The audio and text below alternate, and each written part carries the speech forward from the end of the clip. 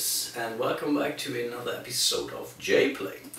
Today I will be doing something new, and this time I will be doing a walkthrough video. Not playthrough, not a rule explanation video, but really something in between, I would call that. And I will do this about Zero 11, and this is based on the novel by Paolo Balaga. Sorry, still have to read the name.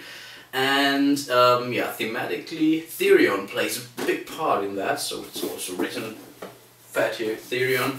And this would be the Swedish symphonic metal band, and this was the main reason why I got curious about this one, because I like the music. There's also a great video out there on YouTube, also just search for Zero 11 and Therion, and yeah, give it a go, you will like it, pretty sure about that. The components in this one are tremendous. I absolutely adore the artwork, so the main playboard, the clock and all the machine that you have to trigger, I will show you that later on, are definitely great. The reason why I'm not doing a complete playthrough is because after around, I think, the 5th hour or so, someone would more or less become the evil character and will play against all the other players. So the other players will try more or less to save the world, whereas the Fenrir player will do otherwise and will kill the chosen one, basically. And this is really hard to play when you do that on a, let's say, like I do that, more or less playing that alone. So it doesn't make sense. So I will tell you how the mechanics work. I will show you 1 or 2 rounds, maybe completely, I don't know yet, and maybe give you a short review at the end of this game. So, also something new for me, hopefully you like it. Thanks again to Heidelberger Spieleverlag for providing me this reviewer sample. Really a great game, and hope you will like it too. See you in a second. This beautiful game board represents the old city of Turin, and our heroes try to find the inscrutable organ of eternity. Not all of our heroes, because on the 5th hour one of our characters will become the incarnation of Fenrir. And then the victory condition for this single player changes completely. Until then, all of the heroes are playing together, more or less, in order to find the organ. But as I said, on the 5th hour, one of Fenrir is looking for an incarnation, and one of the players is dealt the appropriate card. And then he plays against all of the others. How do our heroes find the inscrutable organ of eternity? That's not so easy, I have to confess. And keep in mind, sooner or later one of the heroes will turn against everyone else, but of course nobody knows that. I think I should have mentioned that earlier. And this makes it kind of tricky and brings some good paranoia into the game, which I really do like. But back again to the winning conditions. First of all, our heroes have to compose the song of making, and therefore they need to compose all 15 pages. So given the fact that the blue player would be a normal good hero, then he would try to advance to the page number 15, and then you have to find out who is the chosen one of all the 8 characters in play. Might this be Lord Kohlerberg, Princess Lilia, Lady Lewis, Mr. Paulson, Dr. Wikström himself, Professor Johnson, Mr. Vidal, or Captain Snowy?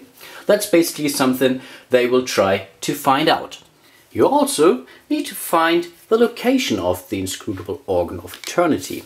And you do that by placing the appropriate locations to the north, east, west or south, and then you are able to find the location like here. Once you have found the organ, you have to deliver the chosen one to the location of the organ. For example, using the railway here, 1, 2, 3 and 4, then the heroes would have won the game. For the Fenrir character, that's a bit different. He only needs to compose or find 13 pages of the Song of Making, so like here. Still, he needs to find the chosen one like any other character in the game. He also needs to gather Fenrir's power, and therefore he needs to have these wolf marks that are shown here on these investigation cards. And these investigation cards, yeah, they can be gathered throughout the game, and some of these cards even show directly 2 of these wolf marks, so in this case Fenrir's character would be fine. And then he must move the character, which card he has on his hand, to the chosen one, in this case, for example, this guy over here. And then he would deliver him to Fenrir in order to sacrifice him. Nice. Let's simulate the game setup for a 4-player game. 011 plays from 3 to 6 players, but the rules differ for the 3-player game as there is no Fenrir character. So in this case, this is a normal competitive game without any, I would call it, treater mechanism. So each player now gains 4 power cards, and they are all the same 4 power cards. So 1 for player 1, 4 for player 1, 2 for player, 4 for player 2, 4 for player 3, and the same goes for player 4. I think you get the picture. Next, you shuffle the hero cards and deal each player secretly 1 hero that he more or less represents throughout the game. So for example, player 1 is blessed to be the mystical princess of Lilia. Player 2 will start as Lord Colourbeck, the impossible detective. Then we would have the charming dark Lady Lewis, and player 4 would the brilliant inventor Mr. Paulson. Nice. 1 character of the remaining 4 characters will be put aside, of course also hidden, because this guy would be the chosen one. So this would be this guy, and we more or less move it somewhere below the game board so no one can have a peek at that. The remaining character cards, in our case this would be 3, will also be put aside, and these will be the unknown characters. So they still can be controlled by any player, but they are not really well known in respect to who the chosen one will be. It's only clear that the players, or the characters that the players have been dealt with, these are definitely not the chosen one, because the chosen one has been set aside somewhere else. Next, we would let everyone know which color each player is playing with. For example, player 1 will play as black, player 2 will play as white, and so on. So we put the remaining colors to the starting spaces. So 1 goes to the music track, like this. The other ones to the time track over there, and the rest will drawn at random for representing the starting turn orders. So white would start, then would black, blue, and the next one, last one, would be green. During the setup, the heroes will be placed on the appropriate starting locations. And remember, all 8 characters will be in play, and the organ will also go to the starting position here. Right now we don't know where it is. 011 is played in 11 rounds, each round representing 1 hour. That will be shown here on this clock track. So we start at hour 1. I already mentioned that. When we come to hour 5, then Fenrir will more or less try to find 1 incarnation, and when we reach the 12th hour, then the game immediately ends and all have lost, of course. Each round consists of 5 phases. The first phase would always be to reveal an event, and I will explain one of them later on in the game. In the second phase, the player will bid for the starting order, and they will do that more or less based on the random position. So in this case, really only the first bidder has been drawn at random here. So in this case, white could go for the first bid in the first round. So for example, he wants to go here, blue wants to go here, black here, and green wants to stay where he is. The bidding is paid by time. So this is the only currency in this game. So for example, if the white player here said, I wanted to spend 3 minutes, then he would lose the 3 minutes. So that's 1, 2, 3, and 4 minutes that's left, or that have been depleted from his time. Whenever a character reaches point 0, then he or she is removed from the game and cannot win it anymore. In the third phase, the player starting on position number 2 can now place clue tokens on the game board. There are certain rules where to put play tokens, so normally you only are allowed to place them here on these empty buildings. So this would be the clue token for player 2, player 3 and player 4. Keep in mind the first player is not allowed to place a clue token. That's some kind of a malus for him. Phase 4 are the character actions and movement. First of all, the starting player, in our example this would be the white player, chooses a character which he would like to move in this turn. For example, he wants to have 2 additional pages or writing 2 additional pages, so he would put his stone on this player over here. The character special abilities are triggered immediately. So in this case the white player could move his stone here on the music track 2 spaces ahead, meaning that he has found 2 pages from the composition of the Song of the Making. Note, there might be some event cards like this one I have drawn through earlier in the game, which shows a character which is lost in this turn. So in this case the locked token would come to her, so this character cannot be used in this round. Next, the player whose turn it is has to adjust the action gears and can move his character. He can move any action gear, but keep in mind it will trigger and move of course all the other action gears as well. And you have to move at least 1 space ahead. So there is no lingering allowed here, so time is always fleeting. Again, you have to pay this by spending time. So for example, if the white player wants to move this walking gear over here 1 stone ahead or one step ahead, then he would lose 1 minute here, and then he would be allowed to rotate the die accordingly. So in this case he could move his character 5 spaces throughout Turin, he could use the airship for public transport, and he can draw 1 research tile as his action. You can also spend several of these clue tokens in order to increase this value over here. So for example, if the white player would now pay 2 clue tokens, then he would be allowed to draw 3 research tiles instead of only 1. In this phase, you could also play one of your power cards in order to really boost the activity you're currently dealing with. So for example, if you would play this power card here, then he would be allowed to draw 3 more of these research tiles. But the power cards are completely removed from the game. So the player would be left with only 4 cards in his hand now. So it would be much easier for the other players to find out which character he or she has on his hand. So, and this is one of the important stuff to do in this game, you need to find the chosen one. And remember, if you find out whose characters are dealt to the players, you definitely know that these characters are definitely not the chosen one. In phase 5, the last player, and really only the last player, can now place a location tile in order to locate the inscrutable organ of eternity. And he could now select, when there is no other card in play yet, whether he would place that location on the north or the south or the west or the east. And for example, let's put this location tile to the north of the organ, so La Mole de Antonella.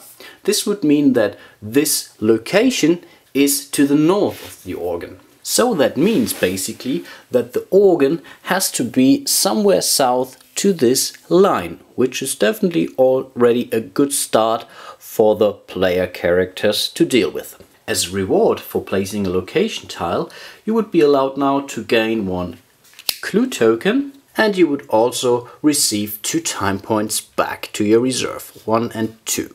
You can locate the organ by placing the 4th location tile on this spot here. Of course, this needs to make sense geographically, so this is something you have to keep in mind. Additionally, the last player could also play a research tile that's showing the organ symbol over here.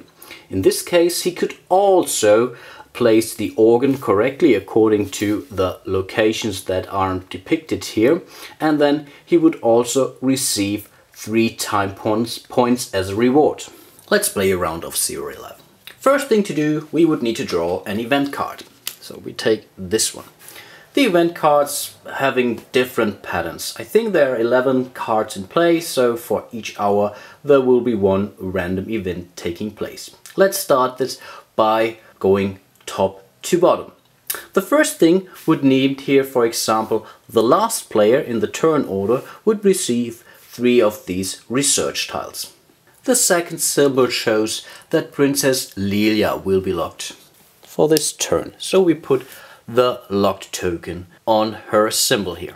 The player who selects Captain Snowy gains 1 page on the musical track and gains 1 time points. And that's really the reason why playing the event card is always the first action or first phase in the game, because now the players will bid for their starting conditions in order to make sure they get the character they want to. In this example, even being the last player can be an advantage, because you would be granted 3 additional research tiles. Next, the bidding begins. So in this, the random order that has been determined by at random before we started the game, in this case the white player will name a rank he will start with and a price. Remember, the price is the time. For example, he says he wants to be the starting player and he offers 3 minutes for that. Now all the other players can now give their bids in order to do that, and no one else wants to be the starting player, or no one wants to pay more than 3 minutes, so white will be the starting player. Next, black wants to go, for example, to the second space and offers 2 minutes for that. Then blue says no, that's fine, I want to have 3 minutes. Green says no, that's too much for me. And then black could bid again and he says no, I'm fine.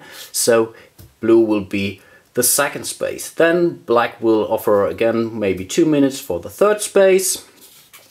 And green says no, I'm fine with being the last player. Now we have done the bidding and defined the starting player order for this round. Now each player has to pay the minutes. So I think white has to pay 3, blue has to pay also 3 minutes, black pays 2 minutes, and green, because he was the last player, does not need to spend any minutes.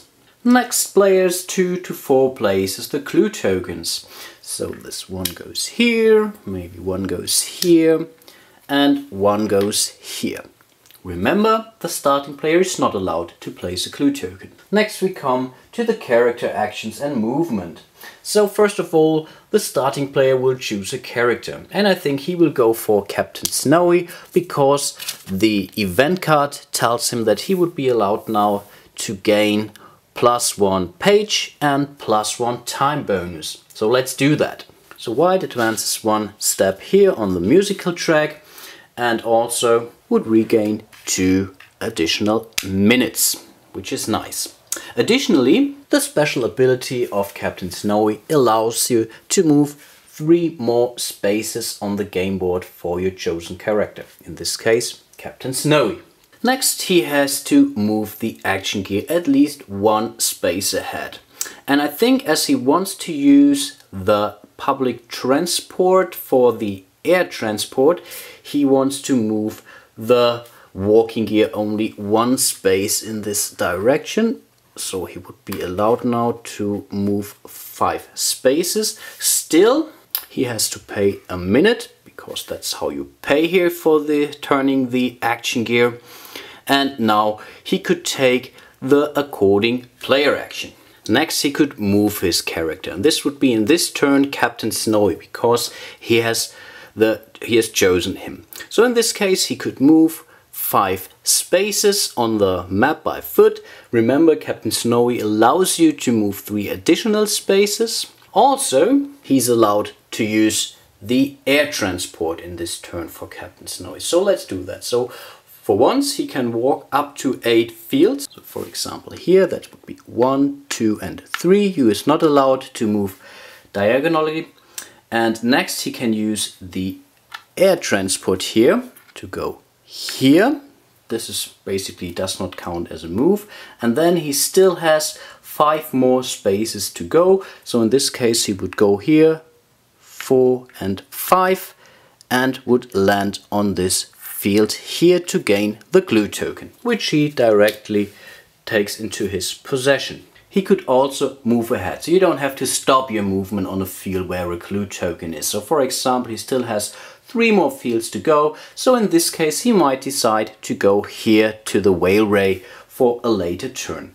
Next he takes an action, and this action here allows him to draw a research tile. Because he just has drawn this clue token, he will immediately spend that to draw now 2 of these research tiles. So in this case he has drawn a location card, which can be useful, and he also drawn this item card, which is a ticket, which allows him to use this kind of transport freely in his next turn, for example over here.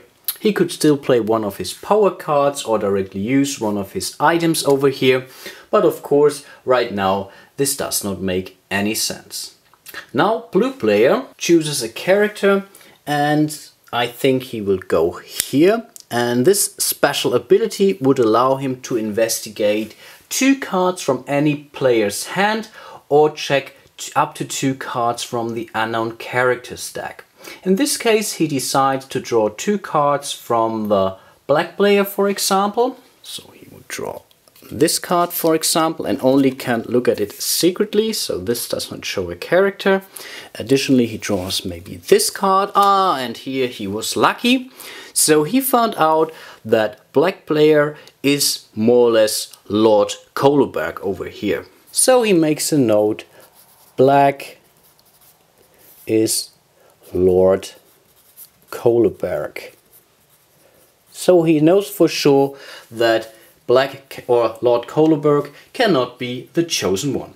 Next he has to move the gear here, and I think he will move that 2 spaces ahead, so that's 1 and 3. So he would be allowed to move 4 spaces. He's allowed to do a composing action in this round, and he would be allowed to use the monorail as a public transport. But first of all he needs to pay with 2 minutes from his lifetime. Then he moves ahead, so he would go 1, 2, 3 and 4 in this case. He passed a clue token, so he would be allowed to take that. And then he will do a composing action, and once more you are allowed now to pay 1 of these clue tokens over here to compose 1 additional page for the Song of the Making. So instead of the normal 1 page, he has now found 2 pages of this awesome song. Black will go for Dr. Jonsen, and therefore he can directly advance his music track also 2 spaces ahead, which is very nice. Additionally, he will move the gear 2 spaces ahead because he wants to come here. So he's now allowed to move 5 spaces. He can use the air transport, and he can do investigation action. Of course, he also needs to pay 2 minutes for that action. Next he can move his character, Dr. Jonsen, 5 spaces ahead, and I think he will do that. So that's 1, 2, 3, 4, and I think he will stay where he is, but still he can grab the clue token, and he will pay the clue token directly to gain an additional investigation action. So he would be now allowed to look at 2 cards at any hand, and I think he will draw 2 cards here from the unknown character stack. So this would be Dr. Wikström and Professor Jonsen in this case.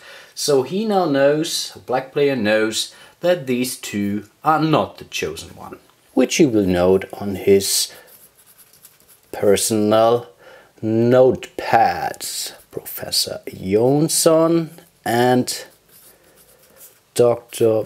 Wikström. Sorry for my bad writing here. Now it would be Green's turn, and as Green is the last player, he can now check again for this event card here, which says the last player gains 3 additional research tiles. So he gains another air transport, he gains this cool item over here, which allows him to swap any 2 characters on the game board, and he would gain an additional location token, which can be definitely nice because he's the last player. Still he has to go for a character here, and of course he's not allowed to use a character which has already been chosen. There is one difference to that, and this would be the inventor over here, which would allow him, if you paste 2 time units, then he could use any other character on the game board here, which can be some kind of a joker, or if you're really playing with 6 player, then it can be really tough to gain a meaningful action. But in this case, I think he will rather go for the Hunter Vidal down here, and he can now go for a free action here, so research, investigation, compose, or move clue. And I think he will go for a compose action, which will bring him also 1 space ahead on the composition track over there. Then he has to move the gear, and I think he will only roll that 1 space ahead, so he would be allowed to move 2 fields. He could go for another compose action, and additionally he can move 3 additional fields from the transport track. Still, he has to pay 1 time unit. And now let's go for the activity here. Unfortunately, there he has no clue token, so he can only advance 1 additional space ahead. Now, as he would be the last player, he would be allowed to place a location token, and I think he will do that. So he places this token here to the north of the organ, which means the organ has to be somewhere here to the south. So basically not really a great help, but still it allows him to grab a clue token, and he would gain also 2 time units, but he is on 45 here, so I will just place him 1 space beyond here. Maybe I should have waited 1 turn, but right now he was the last player. He also could play power cards or this item token here, but right now this doesn't make any sense, and this would conclude his turn and also would conclude this hour all round. This goes on until we reach the 5th hour. Now Fenrir awakes, and now things are really getting interesting. So we will shuffle 3 of the normal cards with the Fenrir card here, because there are 4 players. We shuffle them and deal each player 1 card. So that's 1, 2, 3 and 4. So definitely 1 player has to be the incarnation of Fenrir now. And in this case, this would be the green player.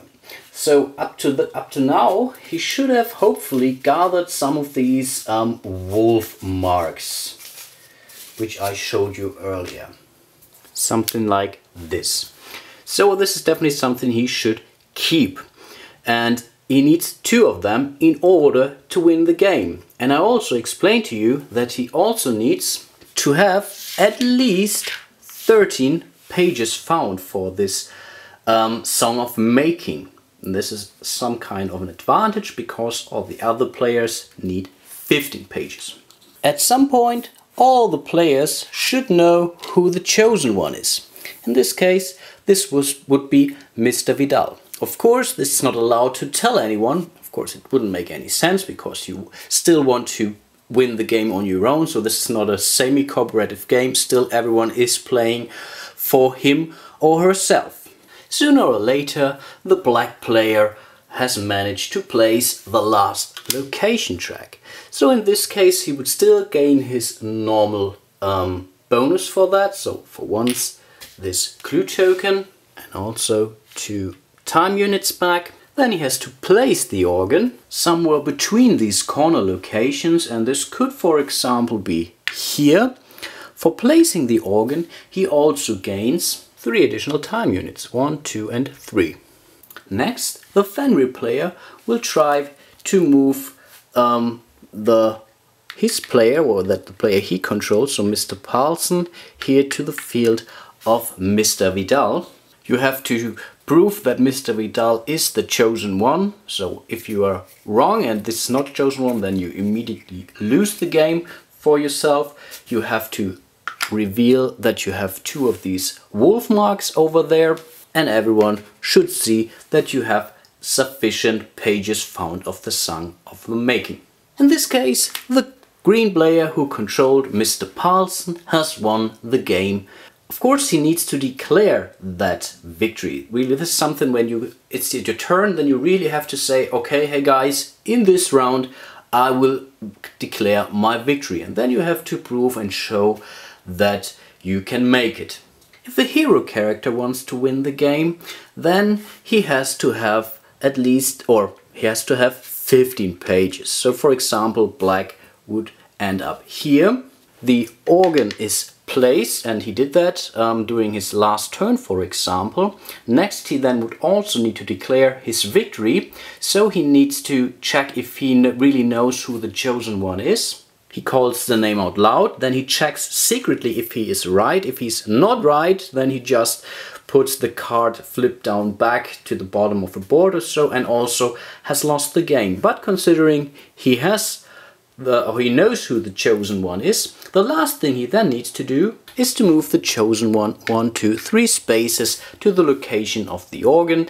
And if he has the 15 pages, then the black player has won the game and Ragnarok will not take place, and Fenrir and all the other bad guys will stay where they are for another age. Which would be very cool, don't you think? So this was a very quick and very rough walkthrough through Theory 11. Hope some of the components made clear to you, though no, this is not a full rule explanation video. It's just some kind of an extended review to show you how the game mechanics work, how a turn looks like, how you could win this game, and really to demonstrate you how cool the components really are. And I really have to say, absolutely love this game. I love the idea of everyone working more or less some kind working together with the same aim, but then as of hour 5 someone will be the bad guy and will try to hunt down the chosen one rather than the other guys who will try to prevent Ragnarok and so on. So this is very cool. The artwork comes out nicely. The video, as I told you already before, is absolutely adorable. You really should check that out. If you are into symphonic metal, of course, then this should be the right fit for you. If not, check it out either way. I hope you enjoyed it. Hope it made sense to you. Hope to see you soon in one of my next videos. And until then, bye bye.